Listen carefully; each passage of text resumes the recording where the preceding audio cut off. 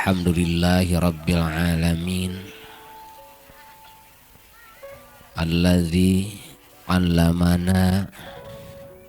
bi'ulumi sayyidil mursalin Sayyidina wa maulana Muhammad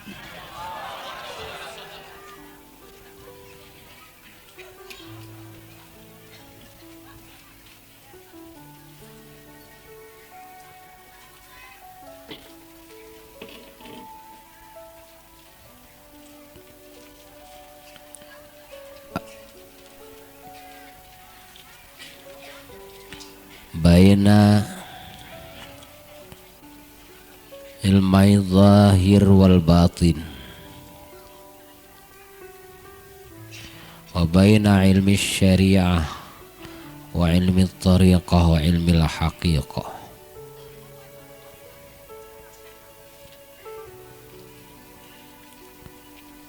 wa ashhadu an la ilaha illallah wahdahu la syarikalah wa anna sayyidana wa nabiyyana wa habibana Muhammadan abduhu wa rasuluh wa khatimu anbiyaihi fala nabiyya ba'dah. Allahumma salli wa sallim wa barik ala sayyidil awwalin wa sayyidil akhirin syafi'il khalqi indallah Sayyidina wa maulana wa habibina Muhammad wa ala alihi wa sahbihi ajma'in wa la hawla wa la quwwata illa billahil aliyyil azim. Amma ba'd. Para ahli majelis ta'lim azkiya anu kalintang dicintai, kalintang dihormati, oge kalintang diagungkeunana, anu sami-sami sadayana sejak bade milari ilmu anu manfaat nu nyalametkeun jiwa raga urang, harta bana urang, lahir batin urang, kulawarga urang tina sagala ancaman-ancaman Allah, tina sagala kaaiban, tina sagala kahinaan, karendahan darajat sareng martabat. Gesan ngahontal kasalametan anu hakiki oge kasampurnaan baik di dunia maupun di akhirat, oge ngahontal kaluhungan kemuliaan anu dijanjikeun ku Allah pikeun hambana anu bener-bener nincak kana jalan kamuliaan, kana jalan kasalametan, jalan kabagjaan alias jalan Allah nu disebut sabilillah atawa nu disebut as-siratil mustaqim.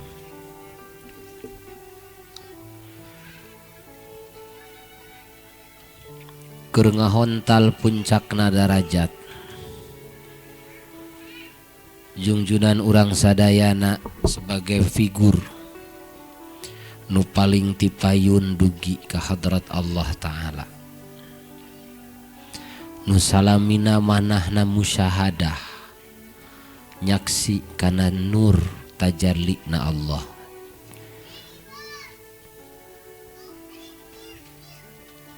anu ku Allah Ta'ala dipaparinan uninga tina caketna sareng Allah sehingga alam-alam gaib diuningakeun ku Allah Ta'ala kamantenanana, hijab panghalang anu ngahalangan nyahokna si ati urang, nu ngahalangan apalna qalbu urang, Kana mang pirang-pirang keajaiban kekawasaan Allah, maka satirai demi satirai bakal pudar jeung hancur eta hijab, didobrak ku cahaya tauhid, keyakinan, perasaan ati urang anu mendalam ka Allah Subhanahu wa ta'ala. Karena segala rupa dawuh-dawuh Allah, karena segala rupa janji-janji Allah, karena segala rupa ancaman-ancaman Allah.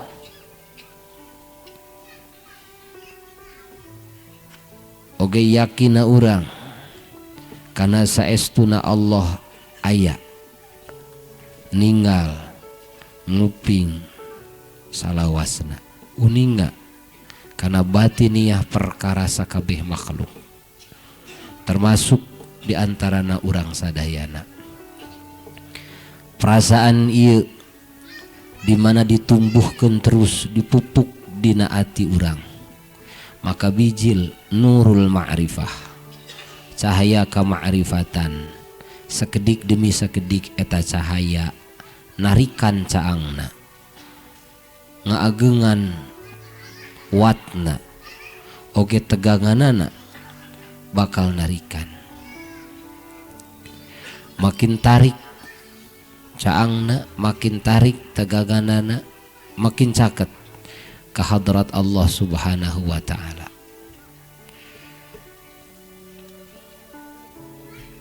Rek nepi kana makom musyahadah alias makom jongokna ati urang kana cahya tajalina Allah teh eta kudu melalui dua tahapan, yakni ilmu syariat jeung ilmu tarekat. Kakarak sabada ilmu syariat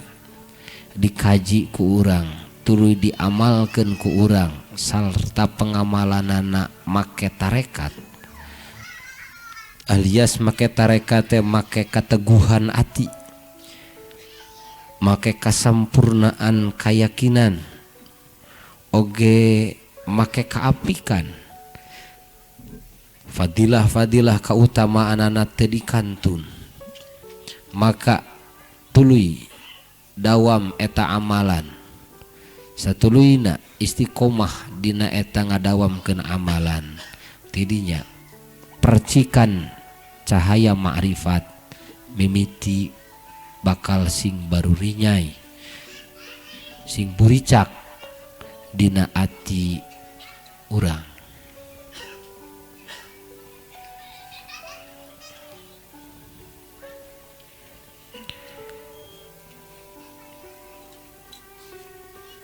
Tapi setiap urang rek nganyahokeun ilmu syariat tangtu urang kudu bener-bener kahiji nyayagikeun pikiran urang, ngorbankeun sagala kemampuan urang keur neangan ilmu syariat, neangan nu jadi guru nu pas dina ilmu syariatna. Geus kitu manehna naek neangan deui guru anu pas dina ilmu tarekat, anu ilmuna diamalkeun, guru ahli amal anu letahna baseuh terus, anu panona pinuh ku tafakkur, pikiranana pinuh ku zikir, ku tadabbur, ceulina pinuh ku isgha, namplokeun pangdengena dipake ngadengekeun hal-hal anu dipikaridho ku Allah. Sagala anggahota jasmanina oge ruhanina salilana dipusatkeun ka Allah Subhanahu wa taala. Jalma-jalma nu kieu anu perlu dijieun figur, perlu dipakai contoh, sabab urang bakal susah jeung sulit sabada urang boga ilmu tarekoh, sulit praktekeunana di mana urang teu boga contoh. Jadi perluna di samping ti urang ngamalkeun ngagemleng diri urang terus-terusan maksakeun maneh tanpa aya contoh ge sabada urang mangih keteranganana, tapi di sisi lain kekeh urang kudu neangan jeung nyaketan jalma-jalma nu kasifatan ku sifat thariqah, sabab moal nepi kana haqiqah tanpa ngarungi heula thariqah.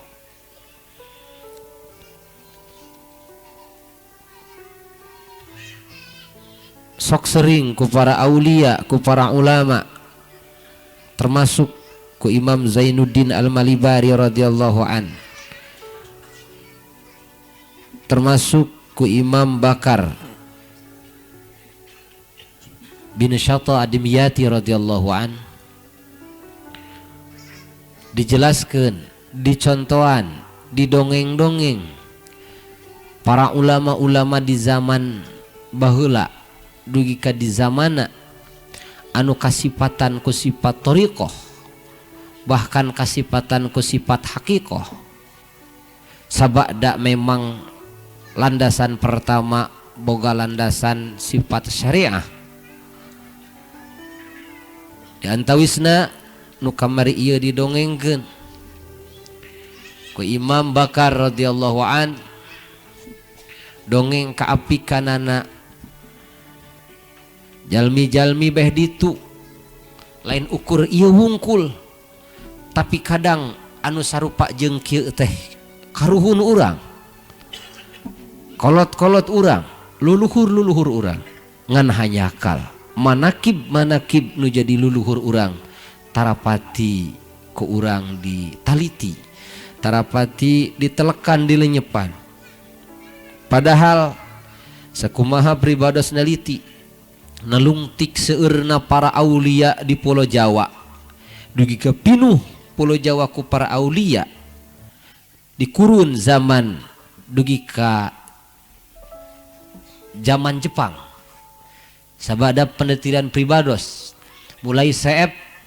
tingawitan zaman Jepang, mulai goyang na agama harita mulai datang Jepang. Dina zaman pemerintahan Belanda 350 tahun Indonesia dijajah, para aulia beriak di mana-mana. Para aulia biasa pagiling gisik jeung jalma-jalma awam, sehingga di zaman harita disebut jalma bodoh jeung jalma awam na oge estuning tauhidna bener-bener sampurna. Teu aneh lamun di zaman harita prah rata urang kampung sararakti doana mararati, eta teh sakelumit tina ilmu ulamana, eta teh satitik tina ilmu nu jadi guruna, katepaan murid-muridna ku cahaya makrifat nu jadi guruna, sehingga setiap ijazah di mana po guruna mere doa jeung matih-matihna dibikeun guru harita mah. Guru harita mah kitu sakecap we jeung matih-matihna dibikeun ku pribados ditelaah jeung diteliti sampai zaman Jepang. Begitu zaman Jepang harita tuntas tidinya mulai teu aya nu disebut para aulia-aulia nu sing barariak di ditu teu aya, mulai pupus satu demi satu para rupus. Lamun urang maca manakib jalma-jalma ulama-ulama di kurun harita entong nyaritakeun Imam Ahmad atawa anu disebut dina kitab di zaman para mujtahidin zaman Imam Syafi'i entong nyarioskeun di dinya ayeuna mah nyarioskeun kolot urang we anu aya di kurun di zaman Jepang beh ditu. Sering ku peribados diuningakeun kumaha warokna Mama Cibaduyut. Warokna kaapikan Ama Cibaduyut cadu tuang leueut dinu sejen. Sayusu anjeunna dugi ka wafat, anjeunna mantenanana diurus dirorok kunu janten eyang margi mantenna teh ka Eyang Agung Mahmud teh aki teges. Ama Cibaduyut teh putra Mah Antapani, ibuna Mah Acah putra Eyang Agung Mahmud. Anu mana ti garwana nu jenengan Mah Ibu Kasinah. Mah Ibu Kasinah nyaeta putuna Eyang Dalam Ibrahim Cipatik alias putrina Mah Pangulu Muhammad Hasan Cipatik. Mah Pangulu Muhammad Hasan Cipatik saderek Mah Bukhari nu katos janten Pangulu baheula di zaman walana di urang di dieu di Sumedang. Nah, Mah Ibu Kasinah ieu kantos kaalaman ku Ama Cibaduyut. Kantos kaalaman ku Ama Cibaduyut. Ama Cibaduyut dirorok ku anjeunna sareng Mama Takhir sareng pun aki. Ti murang kalih keneh can pernah ngasaan seubeuh. Baju tengan ukur saraket awak bari ngatung. Sararoek sarareep raksukan. Saur nu jadi eyang Abong Wali, eyang nak Mah Ibu Kasinah garwa Eyang Agung diupahan. Ama Cibaduyut teh saurna teh jang lu mah keun bae tong ngasaan seubeuh da lu mah engkerek jadi ulama. Saur nu jadi eyang ti budak keneh ieu teh didawuhkeun ti harita. Begitu nguping cenah saur punini saur Ama Cibaduyut lu rek jadi ulama bari bolon satepak plus kana ati kana pikiran ti harita cadu teu pernah seubeuh deui dugi ka wafat. Teras dugi ka masantren teras dugi ka Syekh Khalil Bangkalan Madura. Ama Cibaduyut anjeunna tuangna cadu di kaulaan ku nu jadi bojo. Tuang anjeunna melak sampe ku nyalira teu kengeng ku nu sanes. Engke dialak ku anjeun, lajeng diseupan ku anjeun, lajeng ditutugan ku anjeun saageng rokok jarum coklat, bungkus jarum coklat tah sakitu tah. Eta teh salami sasasieun.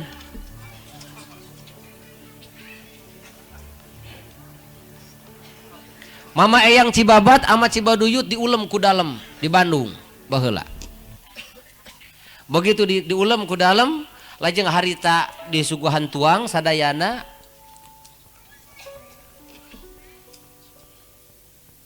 Ama Cibaduyut Ama Cibabat termasuk sareng pun bapak kedah ngiring kedah ngicilik harita kaleresan di kadaleman teh berkas-berkas nu aya di lebet kantor acak-acakan aut-autan sok aya nu ngaheureuyan seur dedemit harita teu aya nu bisa ngusir dukun ti ditu ti dieu nu bisa ngusir nya harita ngulem Ama Eyang Cibabat sareng Ama Cibaduyut ulem ieu pun bapak ngiring lajeng di pawarang tuang. Begitu di pawarang tuang Ama Eyang Cibabat teu tuang. Ama Eyang Cibaduyut harita musiwel nyanak eta teh naon tutug sampe teh tina jas saur Kangjeng dalem Eyang aya cenah kaulan ieu sagala rupa tuangeun nu ararantik nu marewah kumaha saur anjeunna ieu cenah Aden ieu teh kengeng nini barudak tahun sok punung lamun nuang kengeng nu sanes teh ama mah ieu we cenah dibuka sasemplek kadang berjamaah harita pun bapak harita anu tuang opor segala rupa beres tuang bapak lajeng cariosna bak dana tepan isya lajeng dilebetkeun ka kamar khusus kanggo ngadoa barang di kamar husko ngadua nemeh saumur dumelah pun bapak dijiwir cepil katuhu sareng cepil kenca ku mama Cibaduyut sareng mama Cibabat sabelah sewang kedua pak dijiwir sabelah sewang bari disek-sekan ilaing iya ilaing teh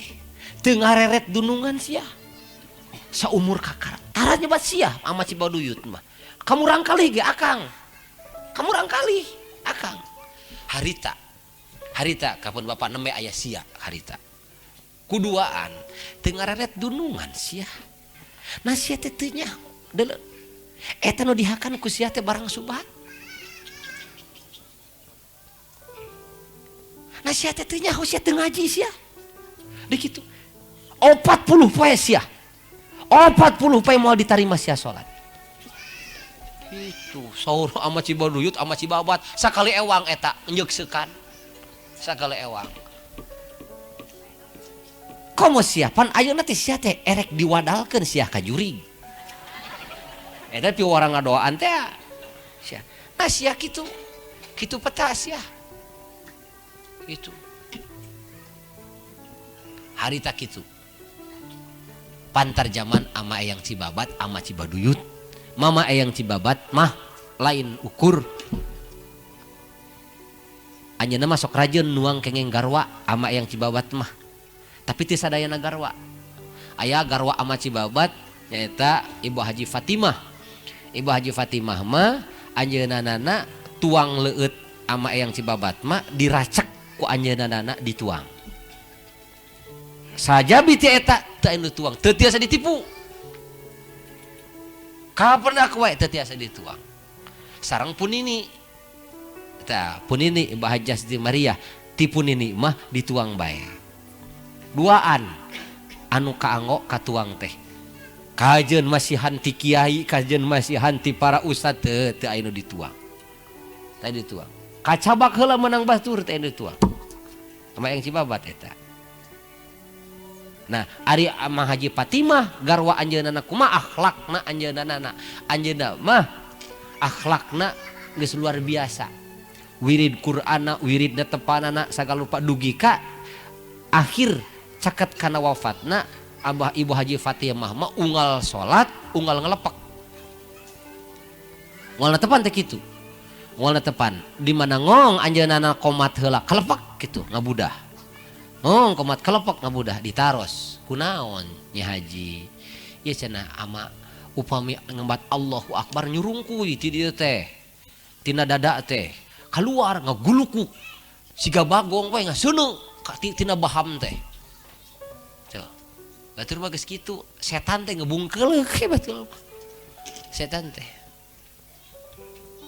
eta teh anjeunna sok dituang teh dina hiji waktos mama eyang Cibabat kasumpingan pun ini angkat anjeunna lajeng nuju ngariung sareng pun aki angkat begitu nuju ngariung termasuk aya pun bapak harita lajeng sumping aya tamu eta teh wawuh lajeng eta tamu disuguhan tuang begitu disuguhan tuang beres tuang tuh eta tamu mulih eta si piring dicanak dibelahkeun ku anjeunna brod dibelahkeun di luar teu kengeng dianggo deui reuwas anjeunna harita reuwas sadayana harita nu aya iraha teuing mama eyang kitu dipeupuskeun piringna ditaros kupun diangkat saha kaulana cenah eta tamu teh setan kitu batur mah nya we eta jelema eta teh nu wawuh teh iraha da teu pernah kadinya nya we tapi harita mah kata emongna nyerupakeun jelema nu wawuh kitu harita sararea teh apal teh apa saurna teh setan dibebeutkeun batur bakar hari itu nya tong nyaritakeun beh ditu entong nyaritakeun beh ditu jauh beh ditu kaapikan barang tuang pun aki dugi ka pupus pala putra eueuh nu terang sadayana melitna sorban dina cangkeng anjeunna angkeng anjeunna kapenak teh bade diibahkan rapet tah si kulit patuangan teh karena tulang tongong pun aki teh saumur-umur umur Uma buka na teh ukul tetel toh saya sakit eta teh tibu budak cenah kituna teh masantren kitu masantren teh dahar daun cangkring bari puasa masantren teh abreng-abrengan tiluan mun aki mama yang Cibabat ama Cibaduyut ngabreng da ai mama rene mah beh dieu tos sepuh masantrenna teh ka ama Cibaduyut masantrenna mama rene mah tina tukang ngaci baledogeun we eta paragi ngaci teh kieu-kieu teuing aing mah di dunya ripuh da akhirat komo maneh ngaji we kitu nek ngawitanna teh sepuh tol teh ngaos ditalar sadayana ilmu nahu ilmu sadayana ditalar ngaos 3 tahun lajeng weh mukim di Mekah salami 11 tahun mamarene teh kitu tah mamarene mah ti harita janten murid ama Cibaduyut setiap saum teh buka saum ukur sahuab lajeng sahuab teh digayem tos lebet gitu kinten-kinten sajaman gitu tah lajeng we ka WC deui dilogok deui kudu kaluar deui tah geus sakitu isuk teh kitu deui we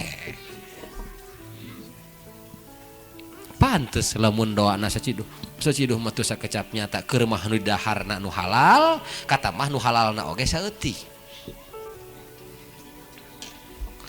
urang mah keur mah nu daharna barang subhat kata mah minuhan nepi ka nolol panon teh ai barang hakan can nepi ka nolol panon maka seret ku sangu ti jero can waka eureun da barang dahar gitu leneng lungleng gitu geus nyangeyeng kakarak geus eureun mah batur marek dahar teh dibeungkeut heula kitu beuteung teh ngahaja sina ulah gede teuing ameh karasa jol seubeung sahuap 2 huap ge urang mah dibuka heula beubeur ge wah paingan atuh kitu we tuh paingan atuh geura tinggal kaapikan Imam Ahmad teraskeun hanca halaman 10 dawuhan Imam Bakar radhiyallahu an warahana al-Imam Ahmad ibn Hanbal radhiyallahu anhu warahana sareng parantos ngagadekeun sa al-Imam Ahmad al-Imam Ahmad ibn Hanbal anu putra Imam Hambal radhiyallahu anhu satlan ngagadekeun timangan ingda baqalin di tukang sayur di Makkah ta di Mekah Imam Ahmad kantos ngagadekeun prayogi artos saking teu gaduh aya timangan gadekeun heula ka tukang sayur harasahallahu ta'ala muga Allah ngaraksa kana tanah Mekah falamma arada barang Imam Ahmad ngamaksad fikakahu nebus eta timbangan teh akhrajal baqalu ilaihi akhraja maka ngaluarkeun al baqalu tukang sayuran teh ilaihi ka anjeunna satlaini 2 timbangan nu sami waqala sareng nyarios eta tukang sayur khud mangga canak ku salira ayyuhuma laka anu mana ieu nu 2 teh laka nu gamparan nu mana faqala mangka ngadauh Imam Ahmad faqala Ahmad ngadauh Imam Ahmad uskila alayya satli uskila aduh teh dipusingkeun disestreskeun dibingungkeun alayya ka kaula uskila alayya uskila bingung alayya ka kami naon satli timangan kami nu mana uskila alayya satli jadi naibul fa'il bingung kami teh dasarua timanganana ting nu mana nu kaminya teh aya nama fahuwa laka fahuwa qobelah kalau nu kuring malaka keur maneh wad darahimu duit-duit Teu laka keur maneh kop duitna keur maneh kop timbangan keur manehna. Itu faqala mangka nyarios al-baqalu tukang sayuran satluka hadza. Mama salaresna mah anu mama teh ieu timbangan teh nu mama ieu. Wa ana aradtu ari abdi mah maksudnya an ujarribaka bade nyobi mama we gitu. Kumaha harita sori Imam Ahmad faqala Imam Ahmad dawahana la akhudhuhu moal dek nyokot-nyokot deui kaula wa madha leo si Imam Ahmad wa taraka sareng ngantunkeun Imam Ahmad as-satla kana timbangan indahu di tukang sayur eta dibikeun ka tukang sayur sieun nyokot nu batur bari sarupa ieu teh timbangan teh wan urang mah mana we sarua mah tempo-tempo teu sarua saeutik wae mah jadi cokot pan urang leuwih cenah capit kebeneran aya cenah capit siga sarua han katemong padahal aya bedana katemong cek urang ge perbedaanana apa urang kumaha wah anu urang dicokot ku itu cokot teh ieu kitu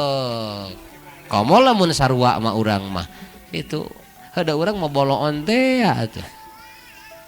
batur mah sarua ieu timbangan sarua ha teu wani naon sababna sieun ningang nyokot nu batur kumaha yaumul kiamah ieu mun nyokot nu batur teu wani keuneu kajen kope keur anjeun tuh saking naon saking apik waqila sareng dicarioskeun raja'a parantos muli saha Ibnul Mubaraki Sayyidina Abdullah putra Al Mubarak Imam Abdullah bin Mubarak teh anu kapungkur kantos didongengkeun ya Abdullah bin Mubarak teh anu Mubarak teh naon teh geuningan abid teh bujang teh tah eta tah ya Abdullah bin Mubarak teh anu jadi figur para aulia di zamana Imam Abdullah bin Mubarak mah mantanana mulih deui min Marwin ti kota Marwin geus liwat sanagara ila Sam ka Sam naon pangna mulih deui bari mapah eta teh eta ieu fi qalamin pulpen batur ista'ara anu mantena kantosna muthu kana eta pulpen falam yaruda mantanana teu acan mulangkeun eta kana eta pulpen ala sahibihi kanu gaduhna poho anjeunna teh hilap namut pulpen karerencanganana di Sam itu kacana kayak ku anjeunna geus nepi ka Marwin mulih deui rek naon mulih deui teh ukur rek mulangkeun pulpen unggul nangis mulih deui aduh tong lalawara ya nu mawi pribados kasadayana sakumaha disaurkeun di Masjid Agung kamari ieu sanes heureuy sok poho eta oskadon teh pulpen teh da pribados nepi ka bingung mikiran aya pulpen ngabreg-breg di imah ting nu saha dipulangkeun eueuh nu ngaku atuh bingung pribados maka kasadayana bisi aya nu ninggang mun bisa mah kitu mun bisa mah ngahaja we mun dek dipasihkeun pok ikrar nyarios itu lamun moal geura canak atuh mun pergi digentosan bade digentosan atuh lamun pribados geus mios nya kaleresan aya nu isin kitu nu pulpenna kacanak maka pribados parantos ngadamel kitu nyiapkeun surat wasiat kapun bojo itu bisi aya bisi maot pribados bisi aya nu boga hutang pribados kasa kasih B disadiakeun keur ngagentosanana disadiakeun kitu geus diwakilkeun ku pribados kantun kitu memang kewajiban pribados di mana rek indit-inditan jauh wajib kudu wasiat mulangkeun sagala wadiah ngaganti sagala karugian-karugian batur najan sakeprul apu wadakhala sarang parantos lebat saha al Hasan wal Basri Imam Hasan Basri sesepuh tabi'in Makkata ka Mekkah faro'a salajengna ninggal Imam Hasan Basri gulaman aya hiji bujang min auladi Sayyidina Ali bin Abi Thalib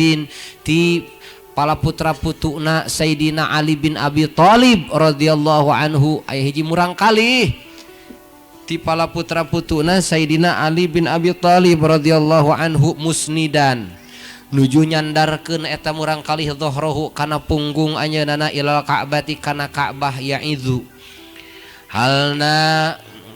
nuju miurukan mituturan eta murang kalih teh budak satepak annasa kajalmi-jalmi uluh eta para ulama nu sararepuh nu jararangotan ulama inohong nuju ngaos ka murang kalih bolon satepak yang murang kalih teh kitu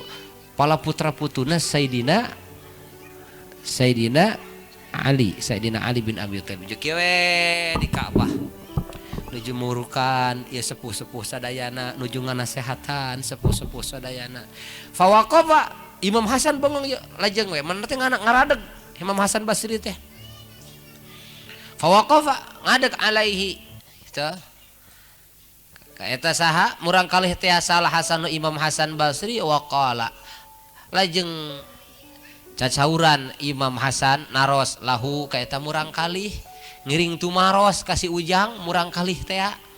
ujang itu cik ama rek naros malakuddin naon jang nu jadi kuatna agama urang teh naon faqala sakilat eta murang kalih ngawaler dawahanana alwara'u anu jadi kekuatan agama teh nyaeta apik naon cenah tah ayeuna nepi ka agama hancur doa teu diarijabah teh jorok pangna amal teu bisa ditarima teh ati teu bisa khusyuk teu bisa nepi ka pangeran jorok termasuk negara urang pangna negara hancur naon sababna jorok jelema mah lamun geus jorok sagala rupa we moal euceut teu sagala rupa kaapikan ieu apik anu jadi kekuatan kudu apik taliti dina sagala rupa perkara ditaliti apik qala ngadawuh deui Imam Hasan Basri saurna Imam Hasan Basri radhiyallahu anhu fama afatuddin naon nu matak jadi bahaya kana agama bahayana agama naon jang qala ngadawuh eta murang kalih teh dawuhanna at-tama anu sok jadi cilaka agama teh nya eta toma sok toma teh ngaharepkeun kahadean batur toma teh ngaharepkeun kahadean batur ruksak ya agama teh dah hayang kahadean batur lain lillahi ta'ala yang dibere ukur dipake kedok wungkul ngaji dipake kedok tablek dipake kedok artina mah hayang duit nyeun partai Islam dipake kedok ya ngahajan ngegumor-gumorkeun jihad fisabilillah pakai kedok ngebelaan umat Islam dipakai kedok leret karena duit jual kudu kedawak we nyeun organisasi gitu dipakai kedok akhirnya bantuan ti ditu ti dieu cungtungna reret karena duit jadi bangsa tuh gitu ya nyeun pembangunan dipakai kedok jadi panitia masjid jadi panitia madrasah jadi panitia pesantren jadi panitia majlis taklim yang pembangunan minta sumbangan ka ditu ka dieu akhirna teh geus aya jual persentase we jual sekian persen dipakai kedok keur kuring sawareh jor malitungkeun pan kuring teh urut itu mana atuh sia teh nu disebut ikhlas rek merjuangkeun agama teh geuning sarek buburu nah atuh teh nyarita eta tadina kuring teh rek buburuh lamun rek buburuh kudu kasaha akadna kasaha nu kudu mayarna sa buburuh itu eta jo nyokot kedok keduk gitu hancur agama bahaya agama di mana geus kacampuran nu kitu bahaya hiji partai politik Islam nu keur ngamajukeun agama Islam ngajungjung tinggi martabat muslimin nu aya di Indonesia ieu politikus diantarana di jerona anu toma moal baleg eta nu jadi penyakit ya moal baleg hiji organisasi Islam mana bae nu rek ngabentuk kekuatan Islam ngajungjung tinggi agama sareng ngajungjung tinggi umat Islam di jerona aya nu toma pengurusna moal baleg komo ai ketua nanu toma mah Ayeuna teh kitu toma teh ti ketua nepi ka handap jeung ayeuna mah leuwih jadi ketua teh leuwih gede eta mana teh itu. Jadi panitia masjid, panitia madrasah, panitia pesantren nyeun pembangunan teu moal balik satungtung nu jadi panitia na jelema nu toma moal balik hancur agama. Fata'ajjaba mangka ngajenghok kaget gogodeg sa Al Hasanu Imam Hasan Basri minhu ti eta waleran murang kalih teh hebat. Abong-abong paingan muridna ulama tuh. Ingan nah bolon teh ieu teh salah duga. Kawas urang we kolot salah duga. Waqala sareng parantos ngadawa sa Al Hasanu Imam Hasan Basri radhiyallahu an dawana mithqalu dzarratin satimbang biji sawi siki bayem kitu tah minal wara'i tina kaapikan as-salimin salamet kaapikanana tina sagala cacat khairun eta leuwih utama leuwih hade min alfi mithqalin minad dini min alfi mithqalin minas saumi was salati tibatan saburat puasa sabatan 1000 kali lipat beratna puasa jeung salat itu mun ditimbang ya, salat jeung puasa ditimbang terus 1000 kali lipeteun kitu ditambahan deui beratna ukurkeun jeung wara alias apik dina ibadah dina agama anu sakeprul apu apikna keukeuh leuwih hade keneh apik anu sakeprul apu daripada kumaha timbangan salat jeung puasa 1000 kali lipat beratna. Hate da salat puasa dek mau ngahaji ge teu make apik mah kumaha da hancur deui eueuh deui atuh. Da ku apik mah ieu kurik-rik mah ku apik grape. Tingali ku apik mah. Nuna pare sasiki ge. Breng teuneun gitu. Wah. Jalo sabaraha kalian nah apik mah kitu sok teuneun apik gitu sasiki wa ayeuna melak binih lejet apik tapi wah ngayang sok ayeuna sagunung ayeuna pelakan kadu pelakan tomat sagunung teu apik grape ratusan juta hilang modalna hiji we apik teu manfaat ka sararea tatangga baraya pada ngasaan kabeh gitu. Da apik atuh da ngurusna. Masing salat urang puasa urang pinu urang ual peuting sedekah terus-terusan itu tapi teu apik urang beak kabeh. Teu ai ku apik mah mesing alah shalawat hiji eta hiji jalmi teh murang kali anom teh ngaliwat kana astana kuburan 450 urang cenah ahli kuburan. Bira maca salawat Allahumma sholli ala sayyidina Muhammad Gusti ieu salawat abdi mugi dilimpahkeun ka ahli kubur ieu. Nah ada keur disiksa kabeh eureun kabeh siksaan. Ku salawat sasiki atuh da batur mah melak salawat sasiki teh apik imana terjaga batur mah atina terjaga panon terjaga ceuli terjaga kabeh anggota terjaga tina dosa tina syubhat tina makruh. Urang mah atuh da jorok hantem dibaca Quran panon jorok beak tuh ku jorok panon antem panon teh ningalian awewe lain mahram gitu aya panon dijaga gitu urang teh ceuli gitu alah sagala didengekeun si kunang-kunang di jero radio aya didengekeun masya Allah atuh beak kumaha kan tas ngiring ngaos di ditu di dieu asup kana cilik ngiring ngaos teh tekung sirila di jalan berebe teh nyaritakeun ka gorengan batur beak atuh kumaha dek kumaha da teu apik papelakan teh hanteum dauna dipetik kan hanapna ditincakan tihangna dipuntangan dek buahan ngarang-rangan ka ditu teh pae teu apik kita sok diheureyan papelakan teh urang teh kitu papelakan ibadah urang teh teu apik akhirna teh teuing rek aya nu ngarang-rangan teh ting eueuh katangkal-tangkalna itu. Wa qauluhu sareng ai dawuhan ki musannif wa azimatin kecap azimatin hiya ai hartina azimah teh naon lugotan ceuk lugot al qasdu al musammam maksud anu memang teguh cek urang mah norek sama begitu norek we geus teu keungut kalinduan teu gedag kanginan eta na al musammam ngaranna anu kitu teh ya. Wal muradu jeung ainu di usan asyaki anu ngamasyakatkeun ala nafsi kana diri urang al mukhalifi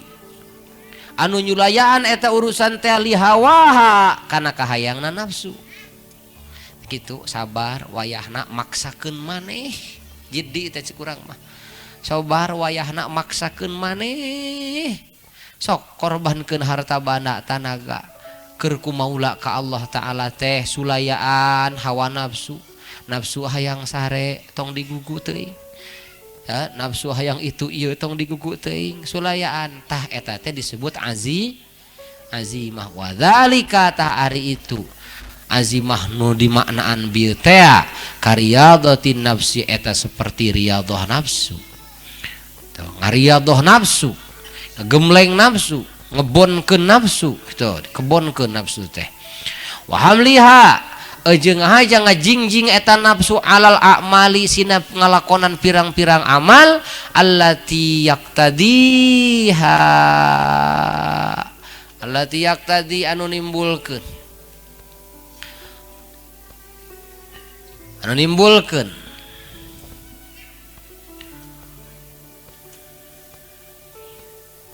eta hamlu teh ajingjing teh ta digiwing dijiwir kitu nafsu teh nimbulkeun hak kana eta nafsu al khuluqal matlub kana perilaku anu di supri nu diteangan sina nepi ka kitu kasahri tah sok kayak sina nepi ka diajar hudang ti peuting kitu tah kasahari sahari teh naon sahari teh naon diajar melek lah diajar sare wae eta teh babari diajar melek teh susah lamun geus susah kumaha tuh sarekeun wae kitu paksakeun tah ieu tah disebut naon ieu teh ngaranna teh azimah rek nepi ka akhirat moal rek nepi ka Allah moal dek bisa musyahadah nyaksikanna cahaya tajalina Allah Ta'ala lamun ayeuna urang teu bisa azimah moal teu bisa apik moal kudu kitu musing fikih geus katalar Quran hadis katalar aing ngagugu keneh kahayang nafsu mah hayang hees heeskeun han hayang seubeuh diseubehan gitu hayang ulin di mangprung diabur moal nepi moal lain kitu jiwir wa hamliha cek bahasa urang mah ngajiwir eta nafsu alal a'mali kana pirang-pirang perilaku allati yaqtadzi nu nimbulkeun eta ngajiwir teh hak kana eta si nafsu teh al khuluqal matlub kana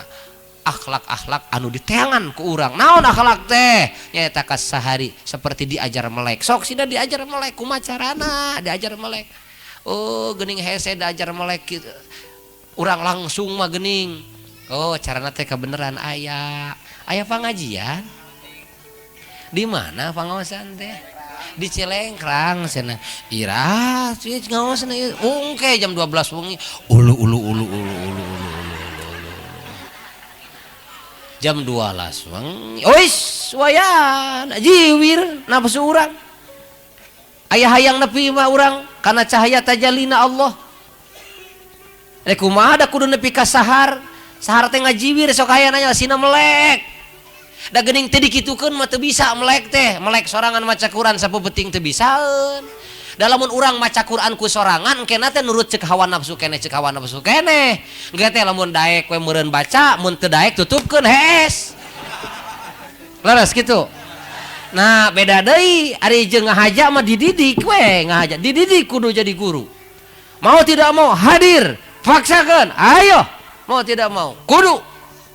teu kudu doraka gitu. Mau hadir doraka baik itu bisul rimil itu kudu gitu atuh ya. Di akhirat teh kitu aya urang ninggalkeun ngaji teh kitu pinuh ku panyakit, pinuh ku seuneu, ngagibrig panas kitu tutung awak teh. Nah, kepaksa dijiwir ku teh ayeuna keneh nafsu urang jiwir sina naon cenah? Sina melek hiji tah wal ju'i dijiwir ceuli sina diajar lapar. Sok puasa kayaknya matang bulu gitu berarti gini ada puasa ku sorangan mah da atuh da lain. Kadang-kadang eueuh tah disebut mujahadatun nafsi ngadidik nafsu teh nyulaya nafsu teh hese. Ai puasa ku sorangan buka sakahayang sorangan mah berarti jam 10 ge geus sagala dipegatan. Tukang candil pegat, tukang cendol, tukang segala.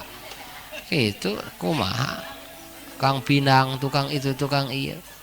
Paksa kudu kumaha tuh, kudu aya pendidikan.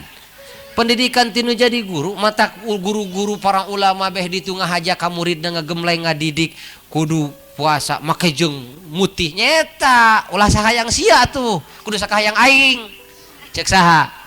sia guruna engke nu maksakeun kitu nu nyelayan hawa nafsu teh saha muridna kitu guruna kitu dididik ku guruna teh nepi ka duduk biasa ngalawanan hawa nafsu teh naon deui wal ju'i waz zuhdi jeung sina diajar tapa tina dun ulah ngait ati kana dunya wayahna korbankeun duit korbankeun tanaga ulah sokoret ku harta bana dipake ku maula ka Allah eta zuhud deh wasomti diajar sina jempe ulah loba ngomong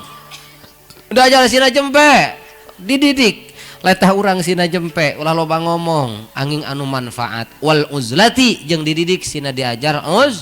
uzlah teh nyingkahan kariweuh dunya disingkahan tulu nyepen di kamar mas saminggu nyepen di kamar gitu mas gitu watarkul mustahayati jeung ninggalkeun sakabeh nu dipikahayang ku nafsu naon nafsu teh hayang naon wa ghairiha jeung salian mustahayat mimma tina perkara-perkara wa ghairiha aya ain atau gini teh